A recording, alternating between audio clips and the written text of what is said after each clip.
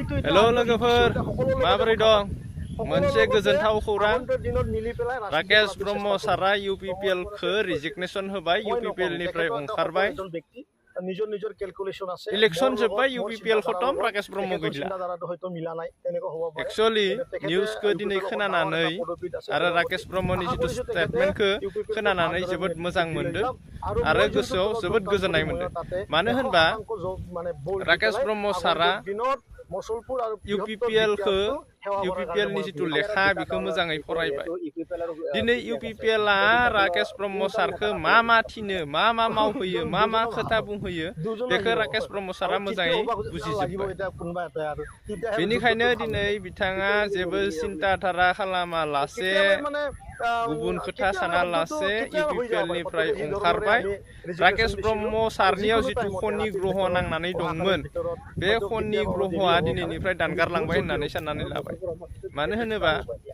बिथाङा गावखौनो जोबोद माने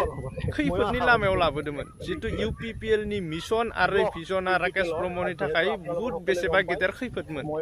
दिनैयो बिथाङा थिग टाइमाव राइट डिसिसन लानायनि थाखाय बिथाङा UPPL खौ जोगारनो हाबाय आरो बेनि खनि ग्रहआ जोबबाय स्वाहा जालांबाय मानो होनोबा UPPL नि जानानै नाबां जाबां गावखौ भेलुलेस खालामनानै लायोमोन UPPL नि थिननायाव बिथाङा नाङिखौबो मावफ्लाङो बबेबा मुसलमाननि टपिकखौबो हमफ्लाङो नांनायनि बांद्राय खोथा बुंफ्लाङो बेफोर जाबाय UPPL नि थिननाय आरो बेफोर जाबाय UPPL नि मोनसे मिशन आरो भिजन सोरखौबा रायनाय सोरखौबा दुसिनाय गाज्रि बाथ्रा बुंनाय बेफोर UPPL नि मोनसे मिशन आरो भिजनमोन बिथाङा बुजिनो हाबाय हमदांनो हाबाय बेफोरबायदि खालामबाय थायोबा मोनसे समाव UPPL नङा राकेश ब्रह्मआसो धंस जालांगोन बेनिखायनो बिथाङा दिनैयो UPPL खौ जालदाब नागारबाय रिजाइन होबाय गैला भेजालसे मानो होनोबा मोनसे समाव माने मानसिखौथ' जों मानसि हिसाबै सुथुर साननानै लाया पलिटिकेलि मोनसे माबा थायो आरोना राकेश ब्रह्म सारखौ ओरैनो बिराद मोजां मोनदों खिन्थु पलिटिकेलि मोनसे माने इस्यु थायो जोङो BPF खौ सापर्ट खालामो खारन जों BPF नि खोथा सानो बिथाङा UPPL खौ सापर्ट खालामोमोन मोनसे समाव UPPL नि खोथा सानोमोन नाथाय खोथाया बेसो राकेश ब्रह्म सारनिया एसे माने बांद्राय जायोमोन बे बांद्राय जानायनि दायनिगिरिया जाबाय UPPL प्रमद बर' सार प्रमद बर'आ बायदिसिना बिखौ बुंहोयोमोन बुंहोनानै नाबां जाबां खोथा लाबोयोमोन लाबोनानै बे दायनिगिरिया राकेश ब्रह्म सारनियाव नांनानै थायोमोन बेखौ दिनैयो इलेक्शन जितु MLA इलेक्शनाव बेनि जितु एन्सारखौ राकेश ब्रह्मआ मोजाङैनो मोनदों आरो बे मोननायनि उनाव दिनै राकेश ब्रह्मआ बुजिनो हाबाय UPPL आ मा बुस्थु सबसे डेन्जारेस बिखक्त बुस्थुआनो जाबाय UPPL नामा आरो UPPL नि जितु IT सेलफोर बिसोर जाबाय सबसे बिसो गोनां एम्फौ बेफोर एम्फौआ खनसे अरोबा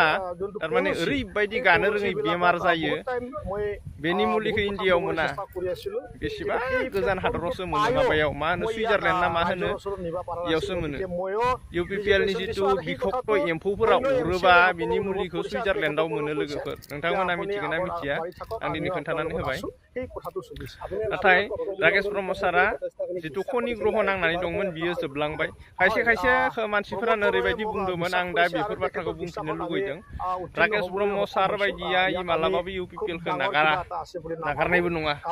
बियो जोंनि चेलेन्ज आरो खायसेया होनदोंमोन मिशन आरो भिजन थानाय जितु पलिटिकेल हान्जाखौ रावबो नागारा दिनै मिशन आरो भिजननि थाखायनो राकेश ब्रह्मआ जेनदों आरो बे मिशन आरो भिजननि जितु लेखा जितु चेप्टारखौ फरायनानै मोननायनि थाखायनो राकेश ब्रह्मआ UPPL खौ नागारदों बिथाङा बुजिबाय राइट टाइमाव राइट डिसिसन लादों जोबोद कारेक्ट आरो जोबोद मोजां खामानि मावदों माने मोनसे समाव बिथाङा सानगोथे जानानै दंमोन बिथाङा दिनै बुजिबाय UPPL गैला होननानै बुंदों राकेश ब्रह्म सारानो बहुत गोजोनथाव बाथ्रा UPPL गैला जोब्बाय आरो आं बेवहाय मानो थाबावनो गतिके आंबो थांनोसै आंनि कर्मिफोरखौ लानानै आंबो नद' गियार' जालांनोसै नोंथाङा नै राकेश ब्रह्म सारनि जितु भिडिअ बेखौ नायनानै बुजिनानै ला आरो कमेन्ट खालामनो दाबाव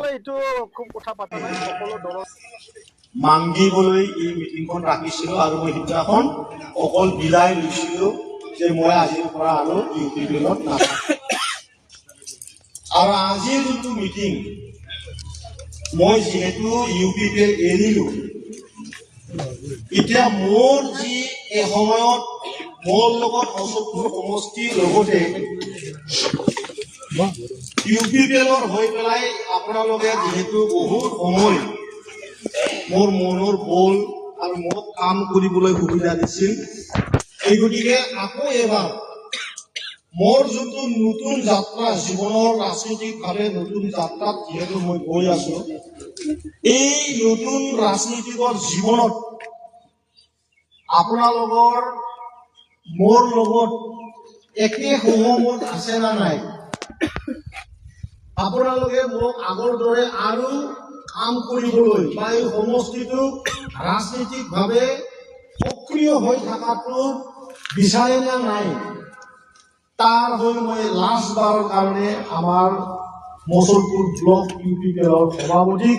মই আহ্বান কৰিছিলো যে মই মচলপুৰ সমষ্টিৰ MCL এই কাৰণে যে যোৱা 2025 নিৰ্বাচনত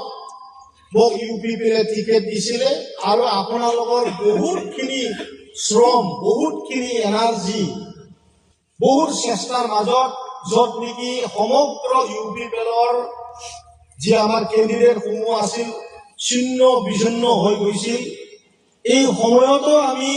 মচলপুৰ সমষ্টিটো UPPLৰ জিন্দাবাদ বুলি আমি ক'বলৈ আমি সাহস পাইছিলোঁ বা আমি সুবিধাটো কৰি লৈছিলোঁ।